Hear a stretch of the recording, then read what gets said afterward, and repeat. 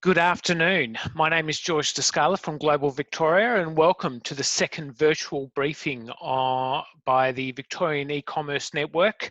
I'd like to begin by acknowledging the traditional owners of the land in which we meet today, the peoples of the Kulin Nation, and pay my respects to their elders past and present, as well as Aboriginal and Torres Strait Islanders that are joining us online today. This is the second virtual briefing hosted by Victorian eCommerce Network. Global Victoria is proudly partnering with Asialink in delivering these seminars, and we are very fortunate to have a great range of speakers today. We have Lisa Rankin, Deputy Commissioner for the Victorian Government. We have Richard Zahn from Rec Services and David Pan from Ego Pharmaceuticals.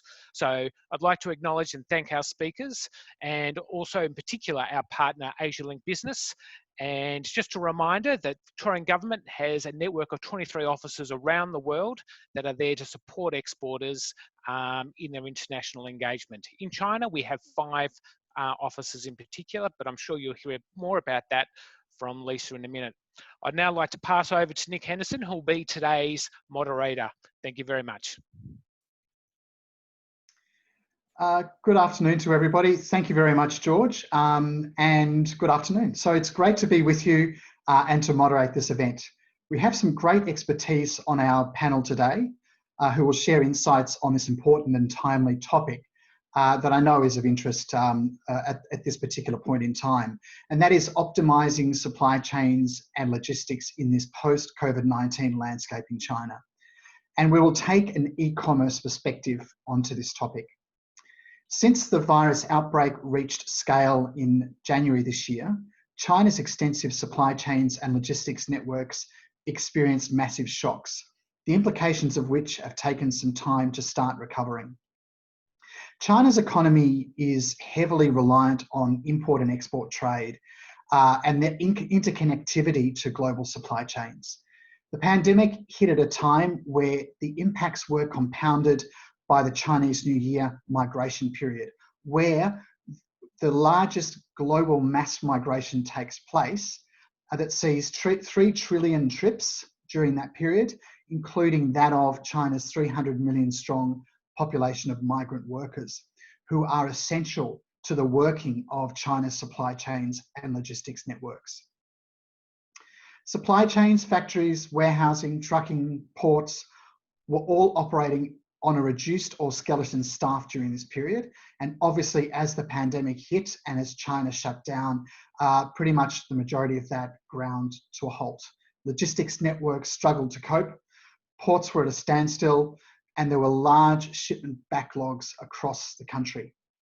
During the peak of the lockdown, there were also huge spikes in certain categories of domestic demand for things like essential products, for food, health products, and so on.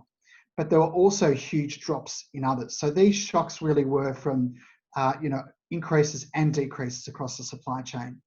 Whilst production, domestic trucking, port operations in China have now more or less normalised to pre-crisis levels, there are still complexities that businesses need to navigate. And our speakers today will discuss how current supply chain and logistics situations are impacting Australian brands and also some ways to deal with that. So before I introduce our first panelist, so we have 3 panelists who each will provide some insights, and then we'll have a Q&A section. I just wanted to let you know that this Q&A section at the end of the event, we really want to have your questions. And if you would like to submit one, you can do so by clicking on the Q&A icon at the bottom of your Zoom screen. And feel free to specify whom you would like to ask that question to, and we will aim to answer as many questions as we can, time permitting. So firstly, it's my pleasure to introduce Lisa Rankin, Victorian Government Deputy Commissioner to Greater China. Lisa is usually based in Chengdu, but due to COVID-19 is back working in Melbourne for the time being. Lisa and Commissioner Tim Dillon lead the Victorian Government representation in Greater China market, which includes a trade and investment network in Beijing, Shanghai, Nanjing, Chengdu, and Hong Kong. Lisa has extensive experience in doing business in and with China, with a deep knowledge of Western China, including strategic and technical leadership roles. These include, in the past, our Head of China Program for the Burnett Institute. We look forward to hearing some of Lisa's insights onto the assistance the Victorian Government can provide through that network. Please join me in welcoming Lisa Rankin. Thanks very much, Nick, and hello everyone. Thanks for tuning in this afternoon. It's a pleasure to be with you and to be sharing some insights around the situation in China. It has, during this time, reinforced to us just how interconnected our economies are. And it's true to say that I think every country around the world have realised that no one has a complete supply chain. We are so interconnected and reliant upon multiple markets across every sector that we export and trade in, that the shocks that Nick's just outlined to you about what China has experienced during COVID-19, of course, now cascaded across the entire globe. So what I thought I'd do to open up the discussion this afternoon before you hear from our expert panelists is to really share a few reflections on what we're seeing on the ground. As Nick has mentioned, largely, the domestic workforce in China is now back at full speed. It's estimated now that well over 90% of businesses and enterprises across China are back up and functional. This is also true for domestic logistics, and what we see in freight is really interesting. We've recently had an update from the Melbourne port, and although the situation is down if we compare exactly this time last year, I think it is far more positive than anyone would have imagined. The latest statistics are that we're only around 11% down compared to the same time last year in terms of cargo coming out of Melbourne port. So that's pleasing. The flight situation is substantially different. As everyone would be aware, the lack of flights and the resulting cost of freight is still creating significant challenges for exporters. If I just use one port as an example, Hong Kong, we have recently understood that pre-COVID, the commercial freight rates were around about $1, $1.10 per kilo. During February, these went up as high as $9.50 to $10 per kilo. About 3 weeks ago, that had dropped again to around $3, $3.70. And as of last week, I understand that the rate is back down to about $1.50. But it shows you that shock to the market that Nick has just been talking about. The other interesting thing, of course, as China starts to rebound, is the e-commerce ecosystem itself. There is absolutely no question that offline retailers in China have been the hardest hit. There have been estimations that well over 90% of all of China's retail food outlets, restaurants, bars and cafes pretty much had zero operations in the month of February and have only been trickling back to a certain level in the last month or so.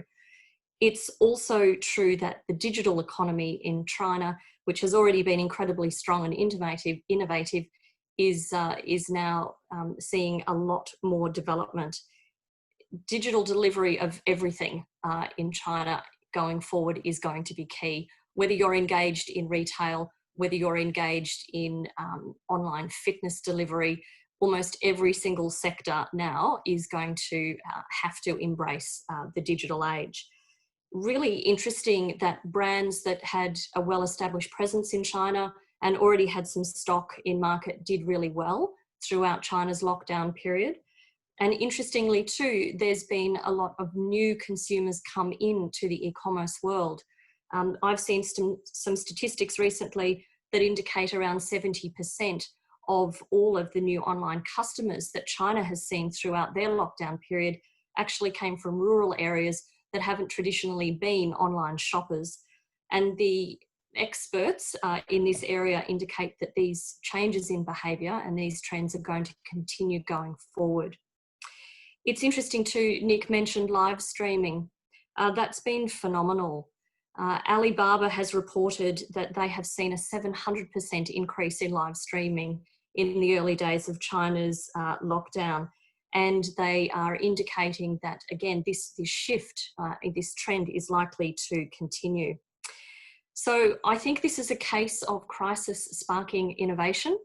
And while some of the physical supply chain and logistical supply chain issues across China have resolved, there is now going to be a really interesting period of readjustment as we have an opportunity to profile and showcase new and innovative Victorian brands in China.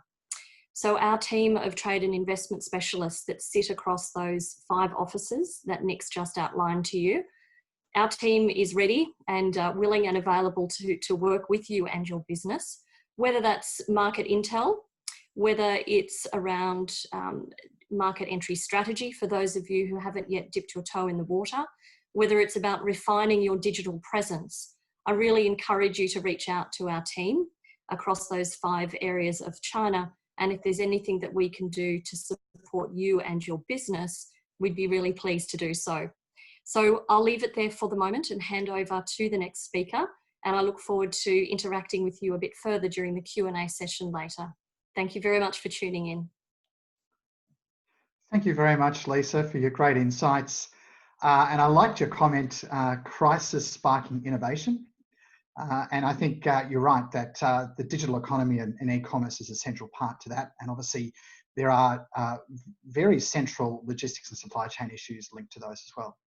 Victorian government offers great practical support to businesses through the trade and investment team. And as Lisa mentioned, please do reach out to them. And they are really fantastic to provide practical assistance as and when you need that. It's now my pleasure to introduce Richard Jung, who's the founder and general manager of Rex Service. Richard is a highly experienced logistics and supply chain professional with over 30 years experience. Richard established Rex Service, which is a specialised freight forwarding and logistics business, working also extensively with a range of e-commerce related businesses. Richard will discuss approaches to working around some of the current supply chain and logistics challenges. So please join me in welcoming Richard Jung.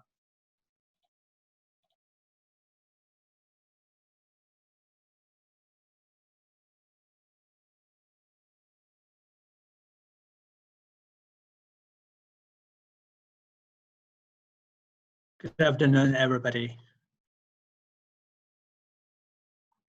So Rex Service is not only a logistic company, but also we do some additional service for distribution for the Australian brands, and also the TP service, and also the warehousing, pick and pack in China. And also we do some IT solution, because right now more and more middle-sized and small-sized e-commerce company, they do not have a real supply chain division. They want to outsourcing third-party company. So that means that they want the distributor to do that. So we also do this kind of a job. So we handle about the 60 brands, some big, some small. The biggest one, just like the Vendel, and we distribute in 30 channels in China. The big one, just like Tmall or JD. The small one, just like Walmart.com, belong to Costco.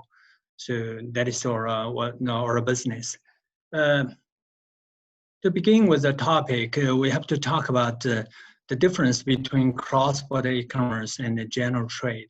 So everybody know cross-border began in 2014. Every Chinese citizen can enjoy duty-free online. And the beginning stage, China just opened a few cities. Right now, we have 105 cities in China can have the Boni warehouse to distribute the overseas product. So so that is a very good channel is for overseas brands. And there's if a brand already have the offline business, there's no influence with the existing channel. The it's also a good channel to enjoy the duty free because the government gives some the good policy. The third thing is that there's no need to apply the Chinese label and the CIQ. For the new product, for some old brands, famous brand who have a new SKU to China, to taste the water in China, that's really a good way. Also some new brands, small and middle-sized brands to taste the water in China, that is good.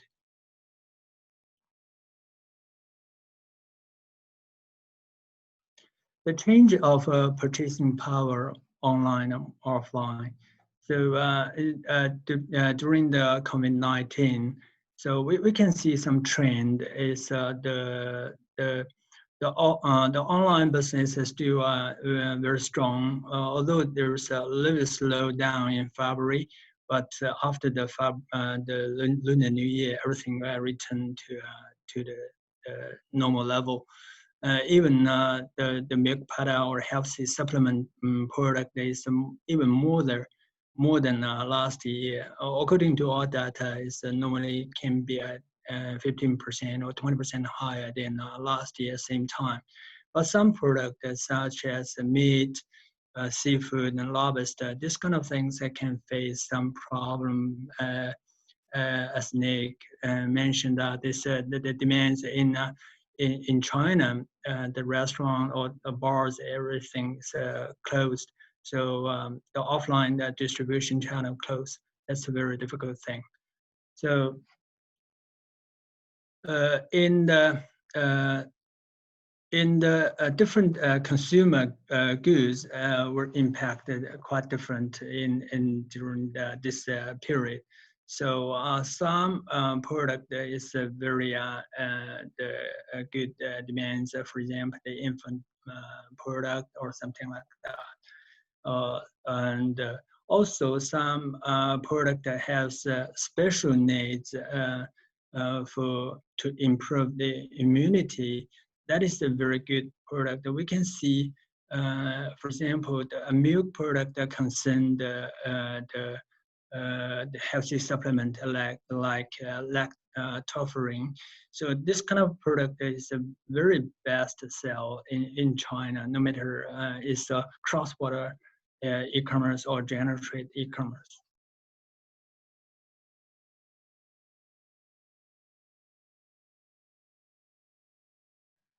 So the big difference between the COVID-19 and right now is before that is normally for the air the space we have about 100 flights per week from Australia to China, but right now we just have about 5 per week.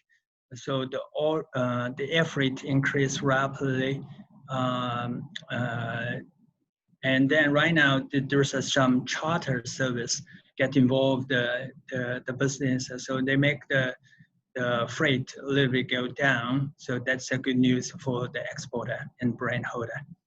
So for the sea shipment also decreases seriously. Formerly every week we have about 4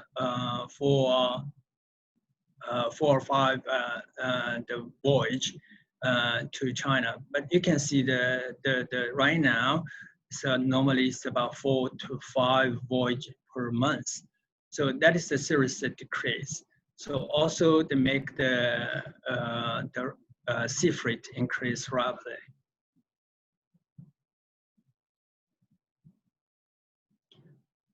So how to survive from the limited space? Some the distributor to face some big problem. Because formerly majority of the e-commerce business normally they send by air. So the series the period in February, some shipment have to wait in the airport for 7 days to 10 days. It's great hit the schedule. Because in China, the promotion is very strict.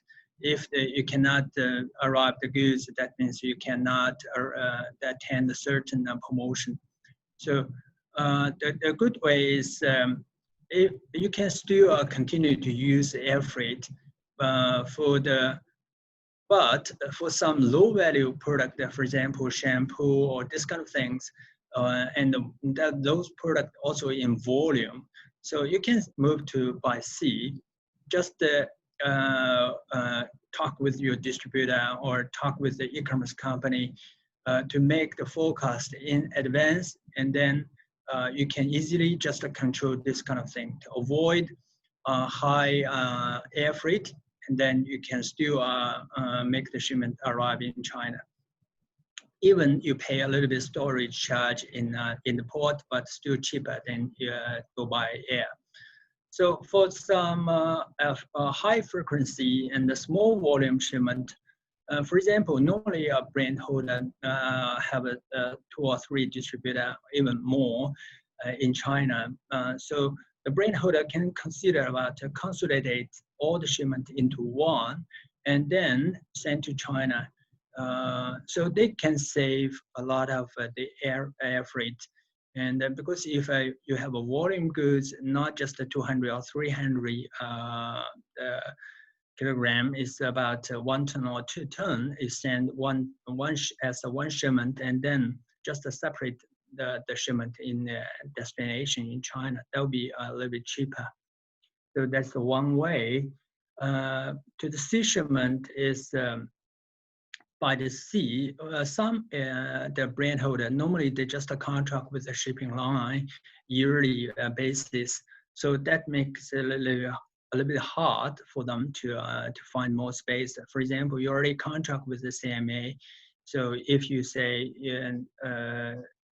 they have no space, that means you have to wait another voyage. That means 1 or 2 weeks later. So if you contract with the temporarily with some other free forwarding or other shipping line, so that means if this shipping line have no space, you can still use another one. So that is a good thing to do that. And another thing is you have to think about the production.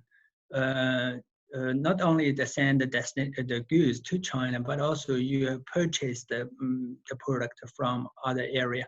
So some brands use the packing material in China. So you have to think about this kind of the schedule, make longer and longer. You have to make the schedule to enough time to send raw material from overseas or from China or other area to Australia.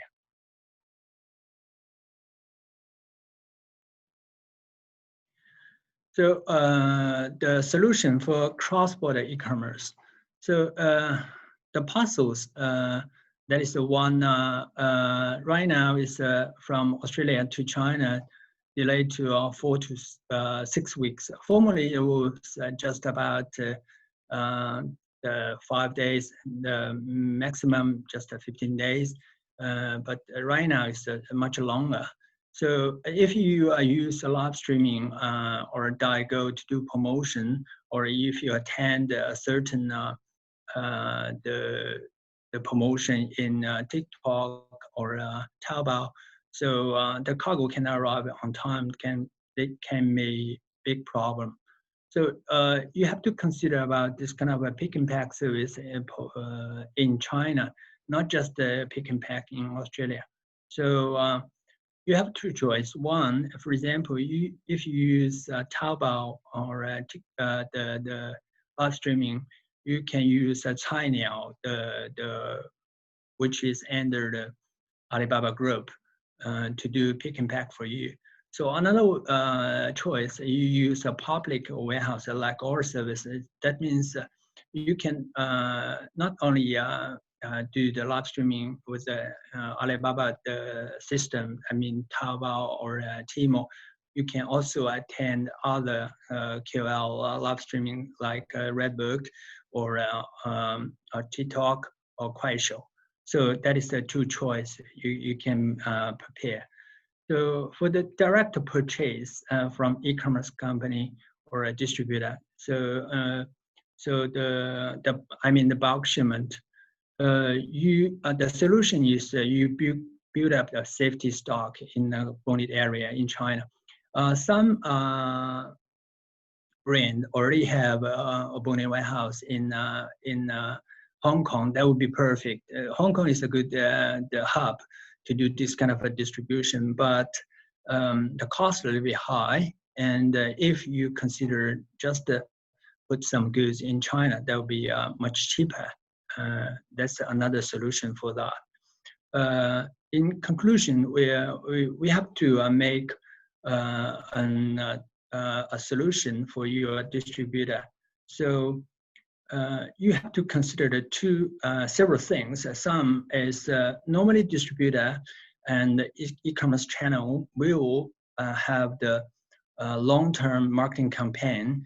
Normally they can give you about 12 months forecast, and also give you some big campaigns such as June 18, and then some monthly promotion, just like July or August. There are some summer promotion, something like that.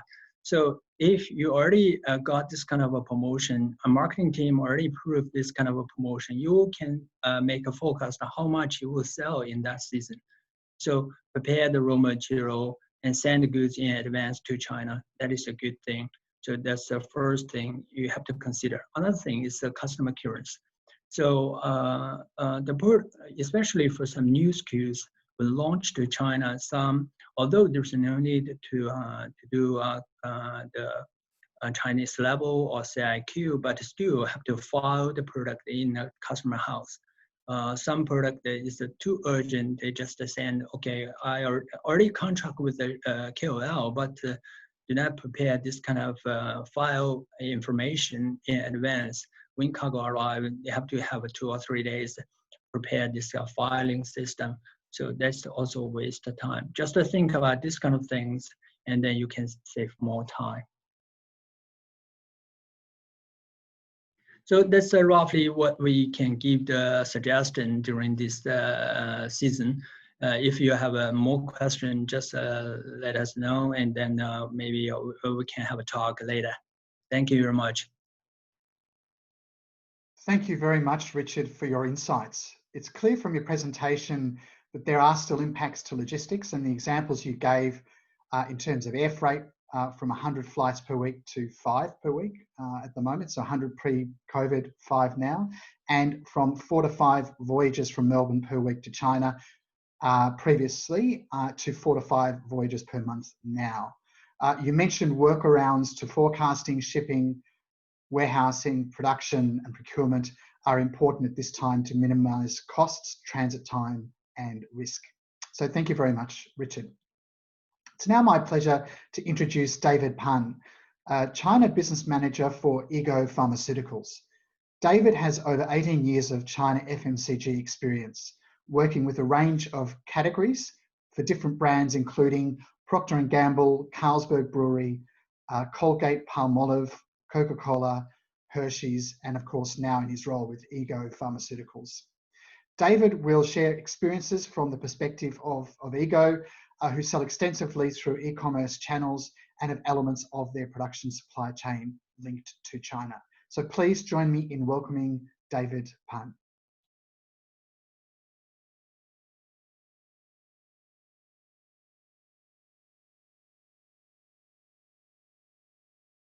All right, thank you, ladies and gentlemen. Thank you for having this opportunity to really share some of our experience from the manufacturer point of view. So first of all, we'll give you some of the background of our company. And I think particularly like Richard and Lisa mentioned, they also give a lot of insight for us as a manufacturer ongoing. So for Ego, Ego is the largest Australian-owned pharmaceutical company. It's a private company that we specialize in the dermatology and skin health. Our headquarters based here in Melbourne, in Dandenong, and this company is founded in 1953 by Gerald Oppenheim and his wife Ray in the Melbourne suburb. So today, our managing director is Ellen and also Jane. So they are basically the leader of the company. They are the you can say the third generation of this company. So we are now actually already exist in the business for more than 60 years. So we have been in very proudly Australian made, and also now we are handling around in 25 countries, more than 120 product lines in the health skincare. So as you can see that those are our product lines like QV, now is the Australian #1 dermatological skincare brand. And also we have Sunsense, Illusion, Equim, Move, a lot of brands. They're all in the leading space in the pharmaceutical area. So yeah, so this is basically a quick snapshot of our company. So I work in the China department, which we built this department 4 years ago. So primarily we focus in the China cross-border e-commerce. So even today we are not yet in the bricks and mortars. So we're still focused in this cross-border business. So our business basically there are a few parts of that. So we started from the Daigou business. So that's pretty much like 4 years ago. So with this 4 years involvement, we can see that clearly this cross-border had really increased dramatically in the last few years. And our team keep expanding from myself and into a team of 11. So it's a big team that really handling this cross-border business. So the business, we include the e-commerce platforms, and also we include the Daigous, and also we include some of the Hong Kong channels. So some of the bulk product that export into from Hong Kong into China. So there are a few part of that, but we can clearly see in the past few years the trend is moving from the Daigous actually more into those e-commerce platforms. Which I think not only because the COVID-19, the pandemic that we're facing, but also before that, the cross-border has a lot of industry regulation that came on board that also impact the whole industry, moving from a more, you can say, original kind of a business model into a more legal and more regulated kind of business model. So if I can see in the coming years, what will be the opportunity and challenge from the e-commerce point of view, and specifically from the supply chain point of view, I clearly can see a few areas that we're having, particularly during this period. So first of all, from the brands and the channels. So we can see that especially during this pandemic, clearly we see a lot of good opportunities in some of our categories, such as the disinfection category. So our Equim actually grow up dramatically in the last few months. So a lot of demand are coming aggressively, and the team and also our manufacturer, because we have our own manufacturer and production line. So we are driving all our best to keep in the supply for this brand. So that's not only for China e-commerce. The demand is not only for China e-commerce, but also for the local Australian market, as well as in the rest of a lot of our other markets like Korea, like Indonesia and UK, a lot of other markets. So clearly this infection category is growing dramatically. So this is a great opportunity. But also that create some production and supply issue for them. So I will mention that later on. And the other thing is also because of this pandemic, this whole situation is changing. The people's behavior are actually changing. They are more concerning their personal hygiene. They're more concerning about their daily behavior of washing hands and even washing their body more frequently to really avoid the virus. So that also gives a lot of opportunity in some of our leading brands like QV. QV is the very key leading therapeutic cosmetic brand, skincare brand. in our portfolio. So QV, we developed for the sensitive skin, but actually because of the nature of this brand, it's very popular in Australia, and also getting more and more popular in China. So the people are looking for more of the washing kind of very good brand that can help them to deliver a better personal hygiene. So this also create a good opportunity for the brand. So you will never know that. So this is before the pandemic, we didn't plan in that space, but because of this change, so we're thinking of, oh, this will be a great opportunity. We need to quickly cope with the change and the demand of the market. So, so these are the opportunities that we're seeing. And also we can see the online business is growing as well. So the e-commerce, even before the COVID-19, that we have some challenge in the cross-border regulation. But because of this pandemic, a lot of people are actually staying at home. So you can see that from mentioning by Lisa, actually the live streaming are getting more and more popular because the people are not going out. They just stay at home and spend more time in watching and seeing the people recommending the product to them. And then they just click the button and the product will sell to them.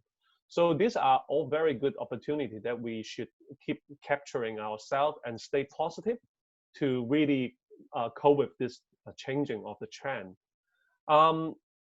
But also some of our categories, of course, they're in challenge. So for example, like our SunSense. SunSense is one of our leading sunscreen product line in pharmaceuticals. So we can clearly see that because of the outdoor events are getting less people are going outside. So the category are actually dropping at the moment. So from the industrial point of view, we can see there are some less demand in there.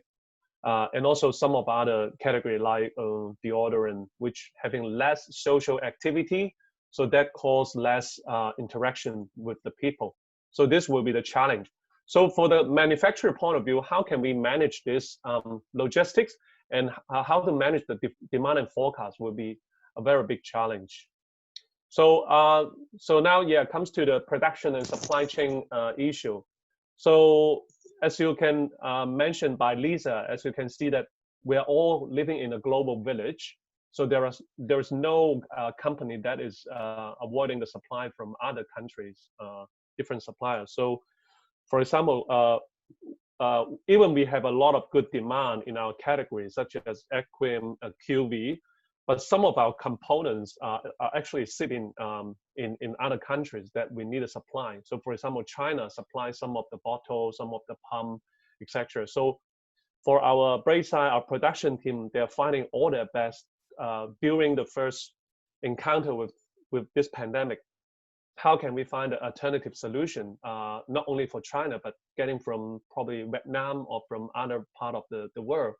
So that also gives a big tough time for the whole production team and the source, the raw material sourcing team to help get all those supply from the other part of the world. So that gives a lot of challenge for not only the factory, but also the demand and the forecasting for the commercial team. And the other one is for us, we actually forecast a lot of things that might be happening in this month, but suddenly a lot of things happen just 2 months ahead of time. So what can we do?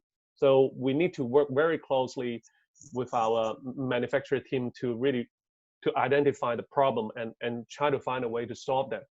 But honestly, some of the demand, we just cannot capture that. So that's again, the opportunity cost in there. So this also gives us some learning that from this production and supply, how can we better forecast and plan ahead of time, and also give a certain amount of safe stock, even when you are doing that in China. How can we pre-stocking up some of the safety stock to avoid this kind of situation? It's very, very critical. So for our current business, we have around 50 or 60% actually in that e-commerce platform. So from the supply chain point of view, the bond warehouse will be the most critical one, just like Richard mentioned. So, but the bond warehouse need to have a well plan ahead, so that you can have the sea freight that really go into the bond warehouse much ahead of time. Given that now the air freight is even more expensive. So how a manufacturer can better plan that ahead of time together with their partner is critical. And besides that, if there are some opportunity activity like live streaming show suddenly happen like 15 days later, how can we quickly get those stock into the bond warehouse? I think that would be the challenge as well. So again, the demand and forecasting and the planning, and take the lead time of the production in consideration, and the shipment, it's critical. Yeah, so last but not least, I think I already mentioned that it's the bulk shipment and in individual mail delivery. So just like Richard mentioned that previously, so because of this challenge, so a lot of local daigous currently facing a lot of challenge. Actually, there are a lot of physical store of those gift store and daigou store are closing at the moment. So that's partially because of this pandemic, and also because of the freight, the cost is getting much higher. They can't even afford those type of delivery. So for us as a manufacturer, how can we balance? We support those daigou channel, but at the same time, we need to move ahead with the trend of this new e-commerce platform, and so that we can all work together with them to identify the opportunity ongoing. We can clearly see ongoing with this regulation change and pandemic and the shopping behavior change, the bigger e-commerce platform are the trend, and also some new upcoming platforms in the e-commerce are the trend. So this will be something that we need to look for. If you are looking for new business in China, to start with the e-commerce platform will be good. If you don't really understand what is China e-commerce about, you might find a good partner, good distributor that can help you to solve this kind of problem. Yeah, so if you are existing user or existing company, better manage your business more in the online e-commerce platform, and how can we better integrate that with the online platform? I think that would be something that we all look for the future. Yeah, so and then for the cost point of view, I think that's the challenge that we are facing. But glad to see Richard already showed that it's coming down. So hopefully, finger crossed that this sea freight and air freight will getting back to normal later on. Otherwise, we'll need to keep planning much ahead of time for all the activity that will happen 5 or 6 months later. We need to plan it right now. So that is the challenge for all of us. So yeah, so I think basically that's all from manufacturer point of view, and also we are happy to answer if you have any questions around that. So thank you. Thank you very much, David, for sharing your insights and the Ego Pharmaceuticals experience in China during this COVID-19 period. Obviously, you mentioned there are growth opportunities in health and hygiene products, but also on the flip side, with challenges from the supply chain side in fulfillment and forecasting that demand. And obviously that has implications moving forward. It's now time for the Q&A part of today's event, the interactive part of today's event. And this is a great chance for us to ask our great panelists who've spoken today some questions related to today's topic. So I've seen that a number have come through, but I encourage you again to add your questions using the Q&A icon in the bottom of the Zoom window. And if you would like to ask that directly to one of the panelists, please do mention that. So on our panel who will be answering the questions today, we have Lisa Rankin, Richard Zhang, and David Pan. And what I'll do is I'll be asking questions directly to each of those according to the different topic areas where I think it's relevant to get the right answers. All of them can answer the questions, no doubt, but we'll try and keep the information flowing that way. So what I might do is I might actually start off directly with a question, which is a little bit of an elephant in the room, but I think it's a good one to talk about because it does talk directly to the heart of supply chain and supply chain diversification. So I'd like to ask you, Lisa, there's much talk in the media at the moment about an over-reliance on China and the supply chains linking to China. And there's people are saying, shouldn't really put all your eggs in the China basket. Diversification away from China is the way to go. What are some insights from you on that particular topic?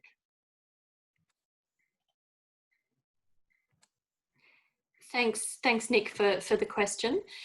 Look, I think that is a great question, and I suppose I'd start by saying that, in my opinion, just sensible business practice, good business practice, is to manage risk. And one of the easiest ways to manage risk, as you say, is not putting all of your eggs into one basket, or in this case, an over-reliance on one particular market. However, there's a lot of caveats to that statement. I don't think that there is any sense whatsoever in avoiding the China market or withdrawing from the China market. I think when we talk about diversification, we're talking about adding additional markets to a company's repertoire rather than removing oneself from the China market and focusing somewhere else. China is Australia's largest trading partner. It's certainly Victoria's largest trading partner, and I don't think that that's going to change anytime soon. The opportunities in the China market are enormous and really exciting across almost every sector that you could imagine. So while I think a crisis like this, which has cascaded across every single economy in the world, it certainly highlights our exposure to economic risk. And that's everything from the travel bans, the international student industry, as well as trade, tourism, investment. It really highlights how interconnected we are as a global economy. And I think personally that's something worth celebrating, that interconnectedness. So when I talk about diversification, I would hope that that is around companies being clever and savvy about where the opportunities are and looking for additional markets in addition to what they're already doing in China. The other aspect of diversification that I think is worth talking about is diversification within the China market. People who know me have heard me say this endlessly, but China is a very fragmented market. It's not a singular market at all. It is made up of many, many regional and indeed city level markets with their own characteristics and their own regulatory pathways. So I think that there are untapped markets within China. Whether that means greater China for you and your products, whether it means looking at the Hong Kong market, for example, for premium F&B products, whether it is looking at Taiwan for educational institutions, wine, quality F&B as well, whether it's looking at regional Southwest China, which has traditionally lagged behind the Eastern Seaboard for Western company engagement.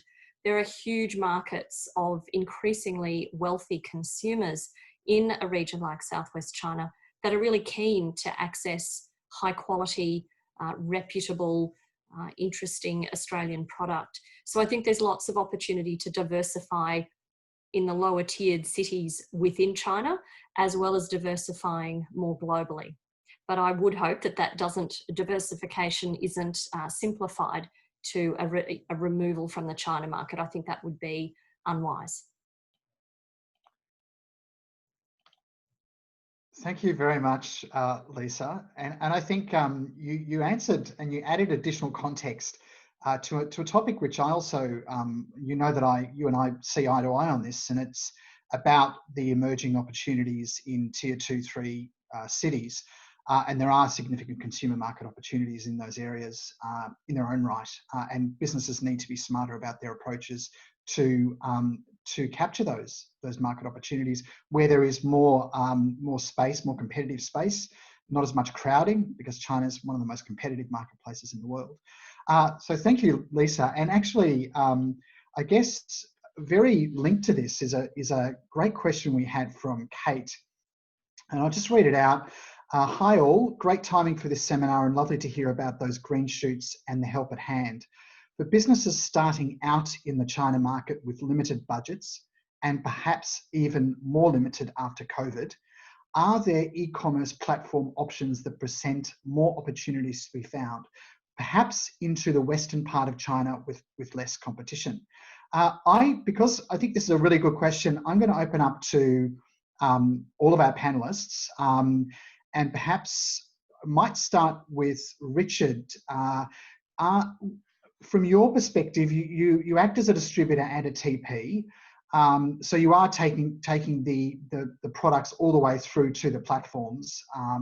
So what are you seeing in this regard, and servicing some of those new geographic markets, tier 2, 3 markets? Can you give any suggestions to that question? Yes, for some, for the brands come to China, I mean, if they have a less budget, you have a several choice. Red Book is normally your first step. You have to send out some free samples, and then invite somebody to write review for you, and to taste the water. Another thing is Taobao. Everybody know the Daigou decrease rapidly, and the Taobao Global have a very good buyers. According to the data, it's more than about 20,000 shops selling the Australian product. If your product is unique, you can launch a Taobao live streaming campaign in a very cheap price, which we also provide this kind of a service for the new brands or with a small budget. And if you have more budget, you can consider about TikTok in China. We call it Douyin, also Kuaishou, another short video similar like TikTok. So we can make a conclusion. So the 4 channels can be the first step for some new brands come to China, or some old famous brand for the new SKUs come to China. So that's I think is a good suggestion.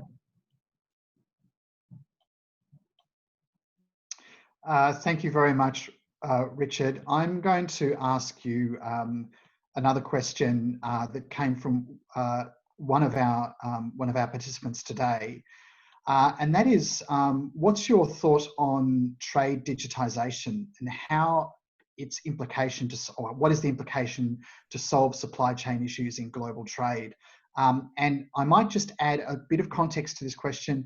How has trade digitization played a role in supply chain and logistics in your particular experience during this COVID-19 period in shipping to China? I think there are 2 things. One is although we have the traditional trading, so the cross-border e-commerce is another channel to sell. That means avoid all kind of we call it barriers. So as everybody know, in China we have the non-tariff barriers. That means all kind of regulation levels or CIQ inspection, or this kind of things. If you want to avoid that, e-commerce is a good thing. So that's one. Number 2 is it's a very flexible channel for some brands. For example, at the beginning stage, you can see in January, a lot of a small company launched send the goods to China. So right now, still some the product connect with the COVID-19, for example, hand wash or something like that. So that may make the feedback to the market demands is quite quick compared with the traditional trading. I think that in 2 points is that I think that also the key points for this compare with the traditional trade. Thank you very much for that. I'd like to ask David a question in relation to the Daigou trade. For many Australian exporters and those selling through e-commerce or selling into the Chinese market, the Daigou channel is a very important channel. Given some of the challenges with the current logistics environment, from your point of view, David, what are some of the shifts that are occurring in the Daigou trade of your products, and what are you generally seeing in the market, and is that expected to continue? Yeah, I think that's a very good question. So what we can see is that Daigou, well, start this business. I think we need to thank all the Daigous for driving and incubating this cross-border market. Without Daigous, I think we don't have this market as is like a few years ago. However, I think the market has changed, and Daigous keep evolving themselves as well. So especially after this COVID-19, we can see the physical stores are having challenge of continue to maintain their store. But we clearly can see the entrepreneurship from the Daigous, that they taking a lot of business from the front end, into the back end. So you can clearly see they change into more pick and pack warehouse, or even they officially start their online store, Taobao store or Tmall store. And some of the Daigous are even bigger, becoming distributors or even becoming key account in some of the online stores. So we can see that Daigous still remain a very important channels, and they are very important word of mouth channel for promoting your product into China. If you are a big business, you want to start holistically for driving into the cross-border, you might consider Daigous as well as the key platforms, as well as the key e-commerce new emerging channel altogether. But if you only have limited business, starting with only a very small amount of testing market, I think I can encourage you that you can start to try some of the you can pick some of those channels. So for example, you can pick a vertical platform, emerging new platform, because a lot of Daigous, they group themselves into an e-commerce platform now. So the e-commerce platform provide them service, and then they can do the delivery, everything to China, and then they just take care of their customer. So this can be some approach for the smaller brands. So there are typical platforms here in Australia. So I'm not. I don't think it's proper to mention the name here, but I think you can go out and search those social network. They are particularly for Daigous. But if you are trying to really build more manageable by yourself, then you might start with driving a Tmall store in the online e-commerce platform, so that you will have more data that you can manage. So either way are okay. Depends on how big you want to get the return and the expect in China market. Overall, net to say, I think the e-commerce in China is still very promising, and even after the COVID-19. So I would say that clearly can show a good picture of the future. And also, I think the country is supporting that, the government is supporting that. So that's my point. Yeah, I think overall it's promising, especially if you compare to bricks and mortars. The cost of bricks and mortars will be much higher. So e-commerce, I think if you manage well, it still stay a very profitable business for the near future. Yeah.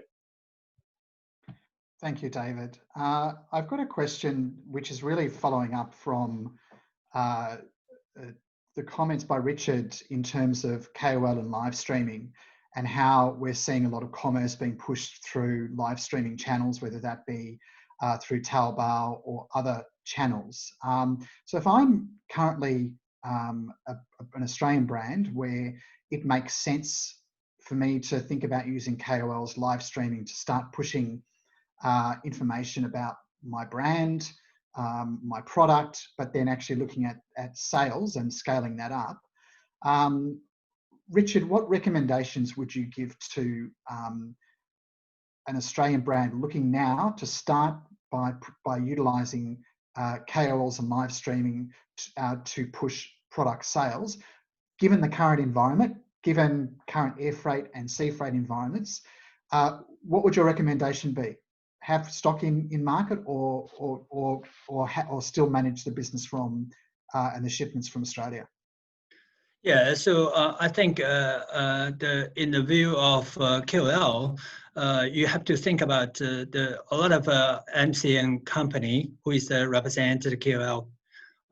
Before contract with them to study their data, whether they got a fake follower or not, how much they sell before, whether they get some example to you. So that's a key thing before you select them. So after you select them, you have to make a supply chain plan for that. So no matter if they send it from Australia or to China. So for example, if you begin with a very small volume, for example, just about 50 or 100 parcels, send pick and pack here, that would be good, no problem. But you have to consider the long-term journey from here is about 6 weeks. Sometimes in February, it's about more than 2 months, 8 weeks. So the buyer in China, if they normally buying online, they have a right to reject, cancel the order anytime. So KOL generates the order for you, but maybe 30% order will be canceled. So those kind of order, when the parcel canceled on the way, that means that buyer can return their money anytime, but you cannot stop your parcels. So that means you lost about 30% or 40% your cargo, but get no payment. So that is one problem. Another thing is if you have more parcels, and I fully suggest you to select pick and pack service in China. For example, you contract with a very good KOL, they guarantee to sell about 5,000 pieces. So in that scenario, the better you send a bulk shipment by LCL, by sea or by air, come to China, and then stay in Bonnie warehouse and waiting for the pick and pack order. So another reminding is IT solution. So normally live streaming happen within 2 hours. All the order will jump into the warehouse within 2 hours. So that means if a service provider have no IT solution with the e-commerce company, that will be a nightmare. So 5,000 orders come to a Bonnie warehouse without the data control, just sent by Excel file, that will be make everything in a mess. So that's my suggestion. So select a good partner who do pick and pack in China. That would be a good solution if you do live streaming in the volume. So that's 2 things I suggest. Thank you very much for that, Richard. So I have a question here from Richard, from another Richard, and I'll first ask the first part of this question to Lisa. The question is, how about demand for Australian-made products? Have we seen any movement on this in the COVID-19 environment? Just anecdotally, Lisa, from what you're hearing, has there been any shift? Thanks, Nick, and thanks, Richard, for the question. Look, anecdotally, we're hearing that while demand for F&B during China's lockdown period understandably reduced, given that the restaurant and cafe trade had virtually come to a halt, it's been very pleasing to hear from our Austrade colleagues who monitor this very carefully that there is a really strong demand now for fresh food in particular. And as we've mentioned already throughout this seminar, the focus on immune boosting foods, which includes functional foods and nutraceuticals, it's a bit more than Australia's standard clean green heritage. It's actually taking that one step forward, and the Chinese consumer appears to be looking very much for food that is actively promoting health and well-being. So that's an additional sector of the market. We've also heard that there's been this interesting trend, again, because of China's lockdown, people haven't been able to go out to eat as much, that there's a real trend for foods that can be easily prepared at home. So home cooking, preparing ingredients and meals that perhaps traditionally haven't been prepared at home. This is a really growing industry. So the link to the digital economy here is online cooking shows and live streaming in terms of how to use certain food products in the home kitchen. These are all growing industries and really wonderful opportunities, I think, for Victorian companies. Thanks, Lisa, for that. The second part of the question I'm going to ask across to David, and this is with respect to online purchases. Have consumer expectations on delivery lead times shifted? And if so, by how much? Well, so first of all, I think the Chinese consumer always demanding. So they always look for the product that with very quick delivery. So I think for in the last few years, both Cainiao from Tmall and both JD, they all building up their supply chain very, very strong foundation, putting a lot of money to try to make it quick delivery over the night or even on the same day delivery. So that's the expectation from the consumer. But of course, for the cross-border product, I think they slightly have a tolerance rate on that. So probably if you deliver from bond warehouse, that's around 4 to 5 days. If you oversee from direct mailing from Australia, that might take probably 5 to 10 days or 1 or 2, probably 2 weeks time. So so during the COVID-19, I think the overseas they will have some tolerance rate in there, but ongoing because of the e-commerce platform are getting more dramatic, and also the live streaming show are getting more prominent. So the consumers are all expecting more effective delivery, especially I think live streaming. After you have the live show, they want to expect that in a very quick way. So the suggestion is that we should take more for those China supply and China delivery, just like Richard mentioned, using those bond warehouse in different platforms. Ideally is allocate to the bond warehouse that in those in each provinces, so that you have different spot in China that you can allocate your product into the consumer very quick. So I can see the demand is getting more, it's getting more dramatic for the effectiveness from consumer point of view. Thank you very much for that, David. I've got a question now, which I guess is regulatory related, and obviously rules and regulations when it comes to export, when it comes to fulfilling, getting the product into market in a legal fashion is critically important. And this question is actually directed to Richard to get his thoughts on the free trade zone warehouse in Shanghai for brands who are looking to avoid the animal testing policy, or using that as a means to get through to the market and sell without having to get animal testing for cosmetics products. Richard, do you have any insights on that particular, that warehouse in that situation? Yes, not only in Shanghai, but also all the cross-border e-commerce city. I mean, I mentioned 150 cities. They can use this kind of policy to do the cross-border e-commerce.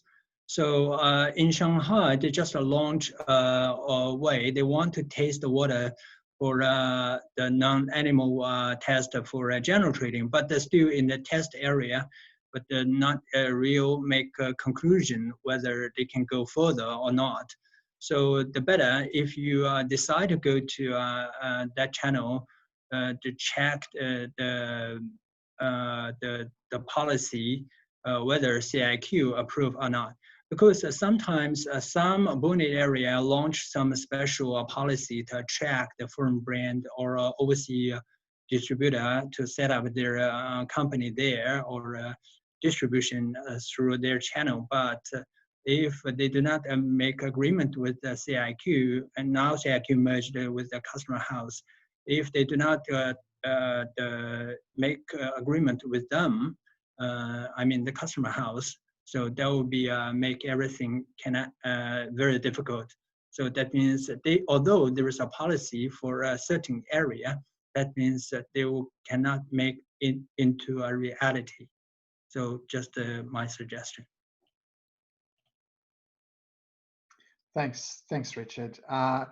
We have time for one more question, and I guess this is a critical question to a lot of people, and I will ask Richard this one again, is do you see the cost of freight reducing in the immediate future? And what are the indications of this? It's an important question in terms of overall cost structure. So what are you seeing, and how do you see the cost reducing in the coming months, Richard? Frankly speaking, I don't think the freight can reduce rapidly. Because all the airline or shipping line, if they adjust more space, come to serve to airport or serve to the port, will make a long-term preparation. So, but the demands are still very huge.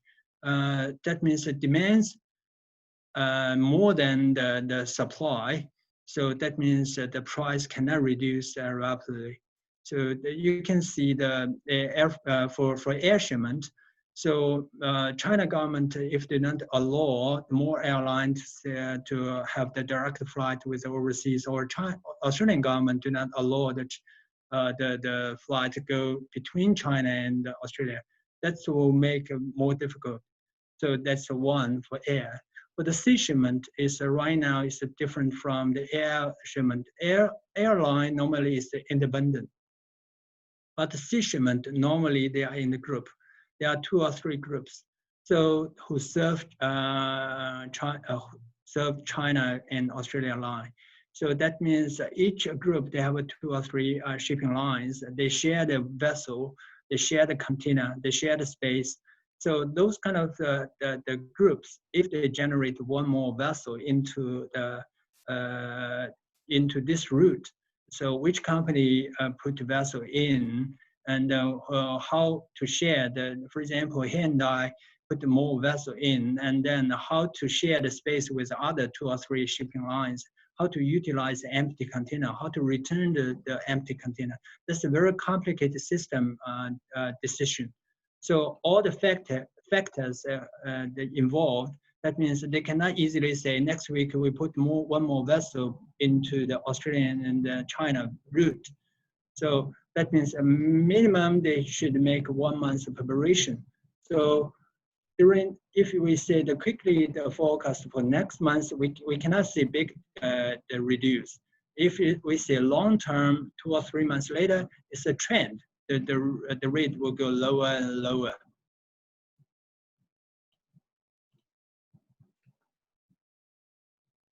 Hello? Thank you very much, Richard. Much appreciated. A bit of a lag there with the technology, which in the current environment, it tends to happen. And I think this ends our Q&A part of the event, and we're actually at the end of today's event. So I think you'll agree that today's session has provided some really practical and valuable insights. A couple of key themes that resonated.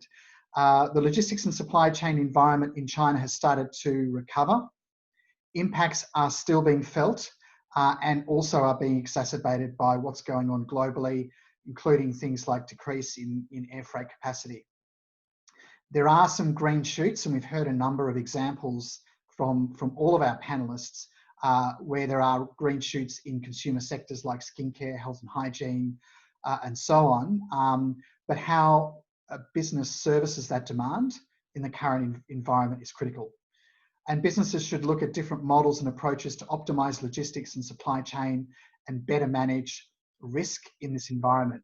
And there were a number of those approaches mentioned today, including in-country pick and pack, consolidation of package-based shipments, stock placed in bonded warehouses in country, and adjusting the air freight, sea freight mix to meet market demands, just as a few examples.